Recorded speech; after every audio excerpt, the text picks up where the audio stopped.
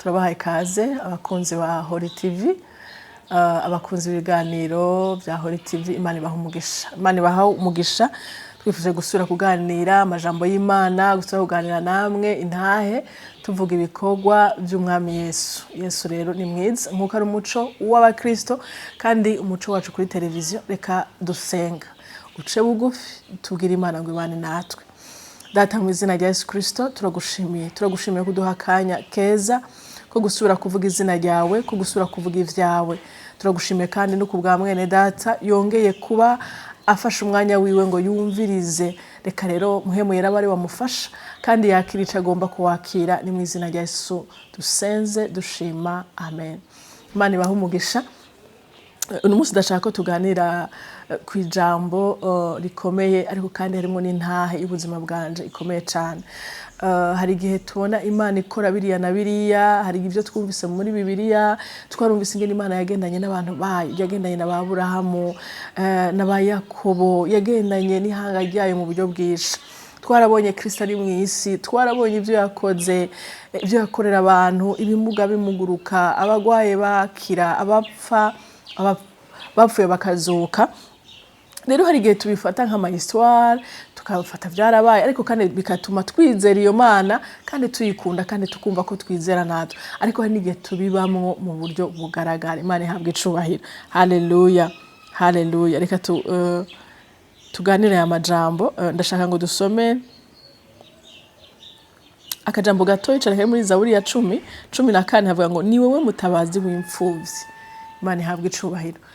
Imana ngo ni umutabazi w'imfuvyi. Muhora muvyumva imfuvyi, murazi carico imfuvyi n'umuntu atagira se canke atagira se na nyina. Ivyo byanashikiye mu buzima, ndaba imfuvyi nanje n'abandi muri imfuvyi, canke birashika umuntu akayiba, ariko ni ikintu gikomeye cyane. Turabona muri Bibiliya abantu babiri Imana yitirira. Yavuze ngo ndi se w'imfuvyi n'umugabo w'abapfakazi. Kuba se w'imfuvyi rero ni ikintu gikomeye cyane. Imana yaravuze ngo ni jewe. Imana yarabonye yuko nta wundi muntu n'umwe ashobora gusubirira umuvyeyi ikibanza umwana afise c'umuvyeyi wiwe. Nta wundi muntu yokijamwo, ntibikunda. Imana rero iciyaza yonyine iracokipa. Nuvuga ngo ikintu conyine gishobora gutuma imfuvyi igubwa neza ni Imana. Haleluya. Rero muri ubwo buzima naciyemwo nagiye mbona Imana. Aho ijambo riratubwiye ngo niwe mutabazi w'imfuvyi. Haleluya. Naye ubuzima bwanje umunsi umwe nabonye ingene Imana yantabaye. Nari ngiye mu mwaka w'indwi.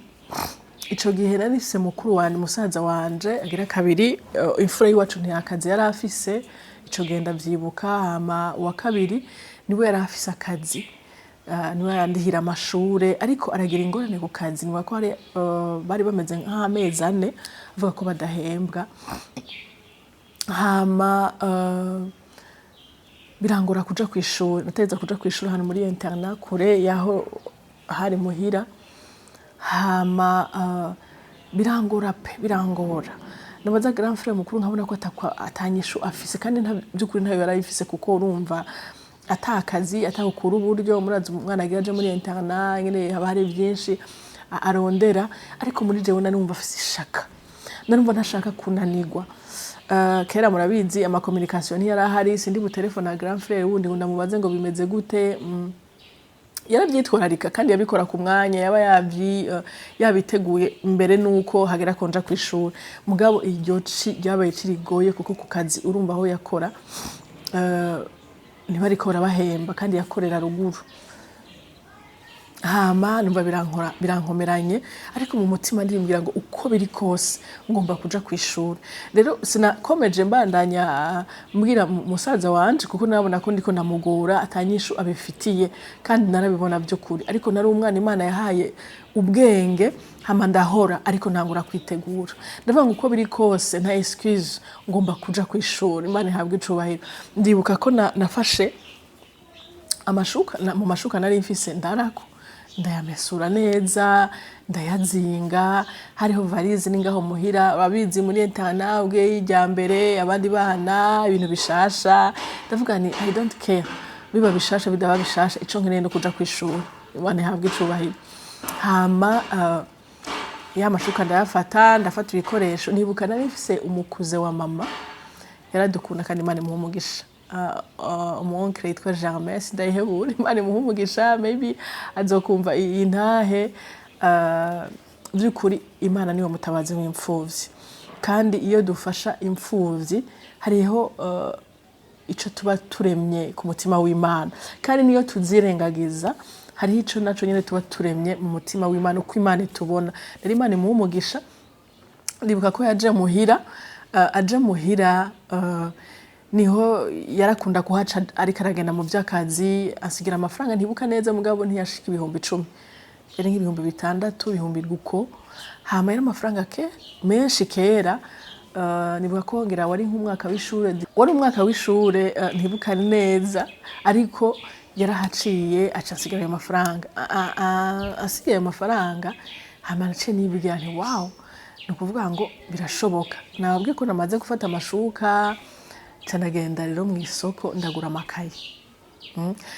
amakaye muri amahera ndagura n'isahani kuko nari nzi muri internet ko bakeneye isahani bakenera n'ikiyiko amen nzi ko bakenera indobo bya bimwe byo kwifuka mugana bwana iyo shuka irakwiye hama uwo mwana yari umugenzi wanje cane gose Thierry Imana imuhezagire niyo ni ntahe nawe ngizomufasha hama ndavuga nti okay ntaco ibisigaye Thierry azoba bifise tuzosangira ivyo afise kuko nubundi ubugenzi bwacu twarasangira utuntu twose hama ndagura iyo sahani ndagura ico kiyiko hari ahantu inyuma y'iwacu hari aho izine y'amasabuni by'ukuri nta masabuni twagura no muhira mu bisanzwe barababanyi hari amasabuni bakata waragenda ugatora ndagenda ndazitora ndagenda tora amasabuni atari make nka 10 nangahe barafise kumwe bayakatagura ndayatekera mu kantu hama nditegura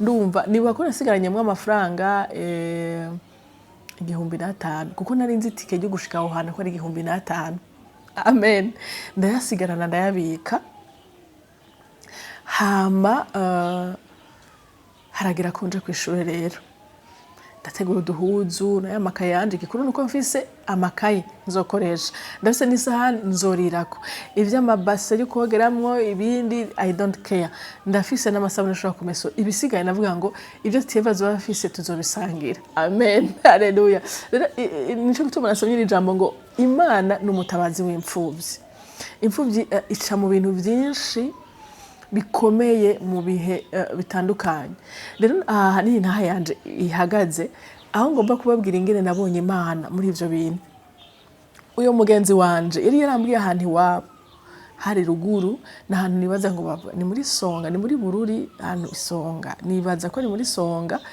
sinda ngereranije ahantu kuko hari kuri ETS ku Kiryama ahantu bazi kuri ETS ku Kiryama narahize hama arambwira ati ngo utarashika ngo ahantu ngo wururukira ngo hama niho ucudugira ngo iwabo ngo kukira nimba sinimuka nimba yari ruvyonza canke jiji akuzi niba ko karakuzi gafisa amakorosi menshi gasa na vert gasa n'ugwatsi cane urumva jewe nari umwana akuriye ahantu mu muji so vraiment tabyo tuzi ngo inzuzi ico narinzi yari Tanganyika hama ngo ni washika ngo ahantu hitwa ukunda hafata sincibuka neza ahantu yambwiye ngo nirukuri ngene hitwa ngo ucuduga ngo kaje kaduga ngo ubandanije ngo ucurondera ngo wocubaza ngo nkaguma nibaza je ni bya bindi byo mu gisagara ni nkuko nokubwira ngo uba kujya gatatu canke kujya gatanu jewe nkaca ncomuka nkakata ukakubwira ngo ukata Imana idufashe cyane ukuri abana bavukiye ruguru hari ahantu nyene byukuri n'abahinga kandi Imana umuntu wese Imana avukiyemo imuha inkomezi yo kubibamo jewe rero nca ndafata ndabyuka mu gatondo ndasezera kuri wanje hama ndababwira nti je ndagiye kw'ishuri urumva abantu ari imfuvyi mwese muba mwarihebye mwese muba muri abantu ngaha kuko haragera igihe atanumwe bafise cyo gufasha uwundi tuvuga ati okay ndabwira je ndagiye kw'ishuri niyatwa mukuru wanje n'amajino n'amahanja mugani tonto yaransigiye amahera candagura rero bikeneye bataho ni sawa urumva candagenda umva uba waratimvye urakantu nyene kaga vuga uti ahanye ni jewe ntegezwa kwibako nta byo gufyina n'uvusuririra n'ubwira urufyubwira ni utegeza kumenya ico ushaka ndibuka ko nagiye iwacu ntihari kure imodoka zaja ruguru zaca no kuri kwibarabara iwacu zigenda zirakoka by'abakoka bahamagara bavuga bururi gishubi muruga bintu deja zaca ku amahiya 5h du matin wari kanaca kwibarabara amara ndavyuka nja kuri parking ego wanashima mengo narasohotse umukozi aramfasha gusohoka amantegeri iri kiraduga iciye kwibarabara ndayihagarika ndagenda hama turagenda gushika aho hantu nururutse mugasi nayenzi yongeye kubona ari shamba gusa nta barabara daburu atari ryo barabara rikuru nururukiyemwe nta rindi barabara nabona kandi nta nzu nimwe nabona mugabo nururutse mbona umuntu ni nkaho mengo yaraje gutegereje umuntu muri iyo modoka twaduhereje aho nabawe ko nafise amafaranga 1500 kandi tike yari 1500 ya mafaranga ndayatanga hama uwo muntu w'umugabo yambaye ipantaro ipantaro n'agapira hama akomeye ubona ko ari umugabo yugaye ndamubaza nti kwaba nakura hazi arambwira ngo yego ngo ni nyuma y'uriya musozi umugabo none wa musozi ubona uri uhagaze ngaho ukabona utaboneka neza umengo wambaye tuntu twera ndavuga ni mama we karabaye uriya musozi je ndawushika ndabona nta barabara mbona biza gushika kuri uwo musozi kandi mbona ahantu kure kandi harambereye kure byo kuri uwo munsi bivaye n'ingene natambuka amaje ndamubaza umuntu none womfasha ukantwaza ibi bintu ukaja kuhanyereka ngo nta kibazo bantu b'Imana abantu muramumva ngo abamarayika barabaho yari umumarayika ntiyari umuntu nagiye kubitahura haheze igihe kandi maze kumenya n'ijambo ry'Imana nukuri hari ibintu tubamwo spirituellement ariko hari n'ibyo tuba physiquement jewe narabanye n'umumarayika turagendana amasaha Cenda turi kumwe n'uwo muntu abantu cyangwa ngo yambereye mu marayika ntiyambereye mu marayika yari mu marayika hama nafise valise atari nto nakandi kabag gatoyi mfise ku bitugu hama je fata ka kabag hama nawe yikorera uyo muntu nta majambo menshi yigeze amvugisha yaherutse amubwira ko yemeye ati nta kibazo aca yikorera ukungene jewe ndabyuka nari mutu urumva nangiye kuga mu mwaka w'indwi yayiterura nyene umengo nibiguvu umenga reka akora ikintu nyene yararindiriye gukora aterera ku bitugu umugabo arabona ko ntamukurikiye hari utuntu tw'uduti ibiti bipanze kuri ako kuzi urabona kagenda kagashika kure kakazigizaga ukuntu rero birananira kujabuka naratinya sinamenyere byo kujabuka inzuzi ndabona ko mavangwayo hama arabuka acaranya kana kakandi na yefisa arajabuka arambwira ati gerageza usufume wavura ndavura nagishije amaboko n'amaguru ko sinashobora guhagarara ngo ntambuke kuri ivyo biti jewe byarananiye hama turajabuka ndiba ko dushitse imbere gatoyi nahuye n'inzoka ndakoma induru n'inzoka arahagarara atura yavarize hasi n'ingene mu ishamba toyiruntu guruti arayikubita arayica kandi yari inzoka nini yishe turabandanya bantu b'Imana aho hantu nashitse isaha umva zibiri seri samo yirenga gatoyi guhera ayo masaha twagiye gushika ahantu babantu batubwira ko tuba isaha 7 wa muntu atajambo na rimwe avuga wari imbere ndamukurikira bantu b'Imana mu biti mwishamba harageze ahantu nibuka twashitse numva ndanyotewe ndamubwira numva inyota nyinshi ndanyotewe aracambwira ngo icaraho nje kurondera amazi yarabimbwira yanyishura ico ndamubajije nta kindi kintu atura yavarize nicara muri iryo shamba muri ivyo biti acaragenda aramara nk'iminota nka 10 n'ingana ataragaruka ko nta nzu wahabona nta nzu yari ihari nta nibarabara ryari rihari ngo abantu bure ngo hari mu biti no mwishamba harimo ibiti byinshi hama mbona raje acazana urusorori sinzi kantu bakira bibuka ibisorori byari bifise amashugwe akizana mwamazi ubona ko musi harimo utuntu tw'uducafu mbwa twiretse mbwa hejuru amazi asa neza ndagotomera ndaruhuka ndagotomera hama arasubizayo none namera nk'utevye kandi gato mugaragaruka murashobora kwiyumvira muri iyo yari umuntu w'umugabo yari kumfata ku nguvu, yari kunyica, yari gufata bya bintu akabinyi bakabitwara, sinari kumenya iyo njana muri iryo shamba, sinari gukoma induru, nta kintu na kimwe nari kugira. Ariko yari umumarayika. Haleluya. Yari umumarayika. Nagiye kubitahura mu nyuma. Hama arasubiza aratwara ya sorori aragaruka. Turabandanya. Niho twashika ahantu isaha indwi. Dusanga wa mwana arashika arahora ndaramutsa, ndababaza ntani kwa naka, batego nti naka ni hari, ndababaza nti tive ni hari. Barambwira bati yaragiye ejo kw'ishure, ndababwira none ntimwofasha tuga ukungene noshikayo. Hama ndamubwira wa muntu nti none wosura ukamfasha ntukanshikanaho urahazi? Ati ndahazi. Asura yikorera ya varize kwa konde nyene turabandanya. Nawe kandi iyo modoka yari intwaye yari kunshikana neza ko yarahacaho kw'ishure. Mwibara rikuru yari kuhashikana ko yarabandanya. Ariko kubera bya bindi muvugana muri abana mubizi, ariko navuze nti Imana yashatse kunyereka ubukuru bwayo kandi yashatse kubira kwibana nanje. Niri jambo twasomye rivuga ngo ni wewe mutabazi w'imfuvyi.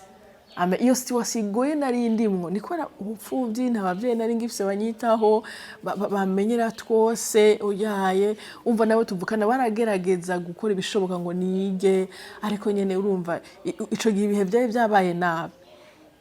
Mane habwe icubahiro. Turagenda dusubira dufata urundi rugendo. Twashitse kuri ETS ku Kiryama isaha 10 z'umugoroba. Nuvuga ngo guhera mu gatondo iyo saa 2 ibura gushika saa 10 turiko turagenda meruka y'amazi mba navuye muhira atacaye inyoye hari mu gatondo cane gose nasize bakiryama. Nuvuga ngo nasubiriye gufungura mu ijoro. Amen. Amazi nanyoye niyo wa muntu yanzaniye. Hama dushitse aho turashika ndarondera wa mwana baca baramumpamagarira. Nuvume ngo no muha ikintu. Sinashobora gutahura umuntu angira ibyo bintu mu majambo atuje. Naheruka ico ndamubajije twaba duhejeje. We yikorera igikorwa cyo cyo kwikorera ya varize akanje imbere nkamukurikira. Sinzi iyo njanye kwa ariho duca mwishamba. Imana iratangaje. Dushitse wa mwana araza ndamubwira ko naciye nyene byangoye, ndamubwira nti nta mafaranga wowe ufise nk'igihumbi basi ndamuhe. Arambwira ati amafaranga afise kandi yarafise mukuru we yari umusurveillante ngaho hantu. Arambwira ati kandi nawe yaramanutse Bujumbura. Ndavuga mana umuntu kwenda uba bakumure kuko agende. Mugabo numva afise agahinda kenshi mu mutima. Hamaca ndamubwira nti none niyo nitwagira sorti ninzoza kukurondera. Arandaba mu maso aratwenga arambwira ngo sawa. Acampa amaboko aransezera. Ubona afise umunezero, ubona aguwe neza terma. Iyo ntwengo yiwe una sinzi ko ngene bisigura. Ankora mu minwa aransezera, dusezerana na wa mwana arakata aragenda. Haleluya. Yari kuri mission. Imana yamushikanya aho hantu ko nta wundi muntu nahasanze. Imodoka yarandepoje nawe yaraho. Rero bwabundi hari amajambo dusoma muri Bibiliya. Nagiye gutahura maze gutahura ijambo ry'Imana. Ko Imana yandungika mu Marayika. Kubera iryo jamba nari kuripfiramo. Kandi nta yindi modoka ari guhagarara ngaho ngo intwari ntibyakunda. Kandi urumva nagwaruzi sinari kurujabuka kuko nari mfise amfasha. Ariko Imana irungika Marayika kugira ngo abashe kubana nanje. Nabonye igitangaza. Amasaha ibaze saa 2, saa 3, saa 4, saa 5, saa 6, saa 7, saa 8, saa 9, saa 10. Amasaha 9. Ndi kumwe n'umuntu ntazi, atanzi, yikoreye ivarize ku bwanje. Haleluya. Iyo Mana yacu irahambaye. Imana yacu irahambaye. Iteye ubwoba. Intahe yanje rero ibafashe. Imana irashobora kurungikira umumarayika. Imana irakunda imfuvyi tellement. Imana yabonye ko nafise umutima uri determiné kwiga. Iravuga ati yabihisemwo. Sinigeze ndaba ngo sintwaye ibintu bishasha kwishura nk'abandi bana. Kandi by'ukuri mu bisanzwe abasaza banje nta kintu kimwe banyima. mugabe Imana irakrea iyo situation nyine igoye ku kazi biragorana nyine ngenda muri ubwo buryo butanezereye ariko ngira umutima ukomeye ndavuga ngo ntibigomba kumuza kuja ku ishuri. Amen. Ntibigomba ndagenda. Imana nayo iravuga ngo singomba kuguta wenyene. Haleluya. Reka dusome amajambo ari muri Zaburi 23 ndayakunda cyane avuga ngo uhoraho niwe mwungere wanje sinzokena. Avyagiza mu canya c'ubwatsi butotsahaye andongora iruhande y'amazi adasuma. Uhoraho niwe mwungere wacu. Haleluya. Haleluya. Umurongo wa 6 nawe uravuga ngo nukuri vyiza n'imbabazi bizonyamako imisi yose y'ukubaho kwanje nanje nzoba mu ngoro y'uhoraho ibihe byose. Amen. Haleluya. Ivyiza n'imbabazi bizotubako. Iyo Imana idukunda, iyo Imana idufitiye umugambi mwiza, Imana ihorana natwe. Sinzi ibyo uri kuracamwe mwene data, sinzi ushobora kuba uri imfuvyi kuko naje ico gihe nari imfuvyi, ushobora kuba utari nari ariko muriko muraca mu bihe bigoye, uri ahantu usa n'uri wenyene, usa n'ahantu uri kurajabuka ikiyaya canke ikiyaga gikomeye imbere yawe, ariko umenye ko uhora ari kumwe nawe. Amen. Imana ishobora kurungikira umumarayika fizikuma nk'uko namubonye, ariko hari ukuntu Imana ishobora kubana nawe, ariko kandi no mu buryo burashoboka. Amen. Imana ishobora gukoresha umuntu, ishobora gukoresha abantu, ishobora gukoresha ibihe. Narabonye ingene Imana ikoresha ibihe ugitabara umuntu. Haleluya. Twagiye tubona Imana mu buzima bwacu, ukaba mu kigeragezo, ukabona ntufise ingene uzogisohokamo, ariko Imana igakoresha ibihe kanaka kugira ngo igukure aho hantu, kugira ngo igukure muri ivyo bintu. Imana yarungitse umumarayika aho hantu nayo nururuki tujana amasaha 9 amazi yo kunwa, yica inzoka yagiringe abana nanje ashika naho naringiye. Nawe ushobora kubana nawe aho hantu ubona ko bikomeye. Ntusiga urugendo rwawe, ntiwihebe, ntuvuga ngo ko bitagenze ukunda bire. Mwumvise ko nabaye determined ndavuga ngo simpe bishura. Kumbure muri internet haragoye, hariho iminsi bakira abantu iyo wayirengeje bigoye gusura kukwakira. Nagiye ku mwanya nagize kugendera ku ishure sinitaye ibinabiri ariko ndagenda nari determined. Rero nawe nimba hari ikintu Imana ashize ku mutima wawe wumva ko ugomba gukora, haguruka nawe utabona uko bigenda, hariho marayika kurindiriye. Haleluya. Imana ibaho umugisha rero. Ndagusengera ngo Imana ikugirire neza, ndagusenga ngo Imana ikwiyereke. Dore ibyo tubonesha amaso yacu nibyo twumva, ari Imana ishobora gukora ibirengeye ibyo abana b'abantu biyumvira. Uwo munsi warantangaje, ndagiye gutahura ivyambaye ko haheze igihe, kuko umutima wanje wagumye wiyumvira uwo mugabo. Umugabo atigeze amvugisha amajambo menshi, umugabo yumva ivyo ndamubwiye agakora ivyo ndamubwiye. Umugabo nabwiye nti shaka amazi ndanyotewe, akaja kuyarondera, nahinzoka akaza akayica, akikorera ivyo nari mfise tukabandanya. Haleluya. Yari umuntu adasanzwe. Ndamubwiye nti none ko mbuzi ico ndaguha, agatwenga akampa amaboko akansezera. Imana yacira ambaye. Haleluya. Hageze ahantu ngira isengesho ndavyibuka, kamavuga ngo Mana uriya muntu nzumugirire neza, ariko mu nyuma nza kuva mu isengesho ahubwo ngira revelation y'icari kumwe nanje. Imana ibaho umugisha, Imana ibagenderere, Imana ibiteho, ibane namwe nkuko yabanye nanje. Amen.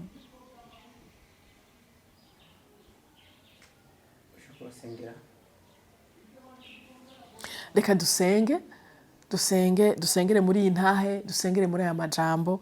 Twasomye amajambo meza aryoshe avuga ngo uhoraho niwe mwungere wanje sinzokena, avyagiza mu canya c'ubwatsi butotahaye andongorera iruhande y'amazi adasuma. Haleluya. Uhoraho niwe mwungere wawe, uhoraho bashobora kubana nawe muri ivyo. Rimwe kadusenga. Data mu izina rya Yesu Kristo, asengeye mwene data ahejeje kumva amajambo yawe, ahejeje kumva Intahe, ubane nawe. Sinzi ivyo rikaracamwo, sinzi umwongo umuteye ubwoba, sinzi bihagaze, ariko ndasenga ngo urungike ubutabazi buvuye mu ijuru, urungike marayika wawe amugwanira intambara, urungike inyishu yiwe ive mu ijuru, umutabare mu izina rya Yesu Kristo. Sinzi ikibazo ariko ahura naco, sinzi ibibazo. Uri Imana y'ibihe, ushobora guhindura ibihe, ushobora gukoresha ibiti n'amabuye bigakora. Twarabonye abamarayika fizikali baza kudukorera, twarabonye ukoresha ibihe kugira ngo dutabagwe. Natwe turasenga mu izina rya Yesu Kristo kugira ngo mwene data tabagwe, umukura aho hantu ari,